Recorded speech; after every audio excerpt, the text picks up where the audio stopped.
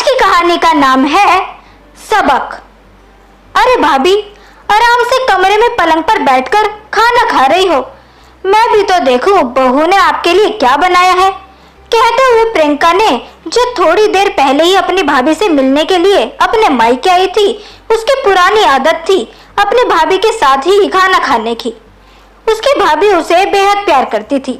शादी से पहले वह दोनों एक ही थाली में खाना खाती थी। शादी के बाद भी उसकी आदत बदली नहीं थी। जब भी वह अपनी भाभी से मिलने अपने मायके आती, तब उन्हीं के साथ भाभी के साथ अपने बैठकर खाना खाने लगती। उसी आदत के अनुसार जैसे ही उसने अपनी भाभी नैना की थाली में रखी रोटी में से एक टुकड़ा तोड़कर अपने मुंह में रखा, वह बुरा सा मुंह बनाकर बोली, अरे भाभी, ये तो बासी रोटी है। आपकी बहू सोनम आपको बासी रोटी देती है? ये सुनकर नैना दुखी स्वर में बोली, दीदी आराम से बोलो, यदि आपके भतीजे विपिन ने सुन लिया तो वह बहू से बहुत झगड़ा करेगा। अब कम से कम मुझे बासी रोटी तो मिल जाती है। यदि बेटे बहू में झगड़ा हो गया तो बहू मुझे कल से खाने के लिए भी ना पूछेगी और ना बासी रोटी भी ना मिलेगी। भाभी, पिछली बार जब मैं आपसे मिलने आई थी तब भी आपने मुझे अपनी कसम देकर विपिन से बताने के लिए मना कर दिया था, परंतु इस बार मैं चुप नहीं रहूंगी। मैं विपिन को सोनम का सारा सच बताकर ही रहूंगी। भाभी, ना मैं किसी के साथ गलत करती हूँ और ना ही किसी के साथ गलत होने की देखने की मुझे आदत है। ये हरकत जो ये करती है, इसके बारे में विपिन को पता होना चाहिए। मुझे आज भी याद है, आपने हमेशा मम्मी पापा और मुझे कभी बासी खाना नहीं दिया। जब भी हमें भूख लगती थी, हमारे लिए तुरंत गर्मा गर्म खाना आप बनाती थी। आपने हमारी बहुत सेवा की थी भाभी। आपकी उम्र का तकाजा देखकर ही मैं कह रही हूँ कि आपको बासी रोटी नहीं, ताजी रोटी खानी चाहिए। वो आपकी सेहत के लिए ज्यादा अच्छी रहेगी। प्रियंका की बातें सुनकर नैना दुखी स्वर में बोली, वो दिन गए जब बहू सास की सेवा करती थी और सास से डरती थी, परंतु अब उल्टा जमाना आ गया है। यदि बहू से कुछ कहो तो वो उल्टा बोलती है। मैंने उसे बहुत मना किया कि मुझे बासी रोटी मत दिया कर, बासी रोटी मुझसे हजम नहीं होती, परंतु वे मानती नहीं। सुबह की बची हुई रोटी शाम को देती है, शाम की बची हुई रोटी मुझे रात को देती है। अब मैं क्या बताऊं तुझे, मेरी थाली में हमेशा बासी रोटी ही रहती है। वे बहुत तेज तरार है, खुद ताजा खाना खाती है और मुझे बासी खाना खिला देती है। मैं बेटे से इसलिए शिकायत नहीं करती, ये फिर मुझसे लड़ेगी कि मैंने उसकी शिकायत बेटे से क्यों की। मुझे डर लगता है कहीं मेरा ऐसे करने से मुझे खाने के लिए कभी रोटी भी ना मिले। नैना की बात सुनकर प्रियंका बोली, यदि बहू आपको रोटी देना बंद कर देगी तो मैं आपको अपने ससुराल ले जाऊंगी, लेकिन मैं आपको बासी रोटी अब नहीं खाने दूंगी। यदि मैं आज चुप रह गई तो मैं अपने आप को कभी माफ नहीं कर पाऊंगी।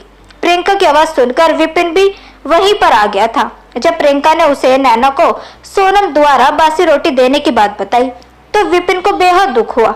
वह सोनम से बोला, जिस माँ ने जिंदगी में मुझे हर एक चीज दी, दादी बुआ पापा को सबको ताजा खाना खिलाया, आज तुम उनको बासी खाना खिला रही हो।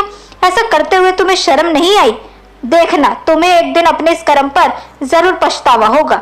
जैसे आज तुम मम्मी के साथ ऐसा कर रही हो, वैसे एक दिन तुम्हें भुगतना जरूर होगा। जिस माँ के साथ तुम ऐसा बर्ताव कर रही हो, उनकी शराफत है कि उन्होंने ये सब मुझे नहीं बताया ताकि झगड़ा ना हो, इसलिए उन्होंने आज तक मुझे ये बात ही नहीं बताई, वरना अब तक तो न जाने क्या हो जाता। वह तो गनीमत है कि बुआ ने मुझे सारी बात सच सच बता दी। ऐसा तेज तरार होना किस बात का, जो अपनों के साथ खाना देने में भी दगा करे। विपिन की बातें सुनकर शर्म से सोनम की नजरें झुक गई। वे अपनी सास से बोली, मम्मी जी मुझे माफ कर दो, मैं आज के बाद आपके साथ ऐसा कभी नहीं करूंगी, प्लीज मुझे माफ कर दो। कहते हुए उसने नैना के सामने दोनों हाथ जोड़ दिए। नैना बेहद सहनशील और बड़े दिल वाली औरत थी। उन्होंने सोनम से कहा, बहू, गलती इंसान से ही होती है, तुम्हें अपनी गलती का एहसास हो गया, ये मेरे लिए काफी है। तभी उसकी बुआ सास उससे बोली, बहू ये रोटी ले जा और ताजी ताजी रोटी बना कर ला, गरम गरम एकदम फूली फूली। मुझे बहुत तेज भूख लगी है, मैं और भाभी दोनों एक साथ खाना खाएंगे। बुआ की बात सुनकर सोनम के चेहरे पर मुस्कान आ गई। वह भी हंसते हुए बोली, बुआ मैं अभी बना कर लाती हूँ। सोनम के जाने के बाद प्रियंका अपनी भाभी से बोली, भाभी यदि कोई हमारे साथ गलत करे तो हमें चुप नहीं रहना चाहिए, बल्कि उसका विरोध करना चाहिए। अब देखो, विरोध करने से बहू ने अपनी गलती मानी तो ना, आज के बाद अब वो ऐसा कुछ नहीं करेगी। इसीलिए कहती हूँ जब गलत देखो तभी बोलो। मना करने से कुछ थोड़ी होगा, उस गलती को बताने से या छुपाने से कुछ थोड़ी होगा।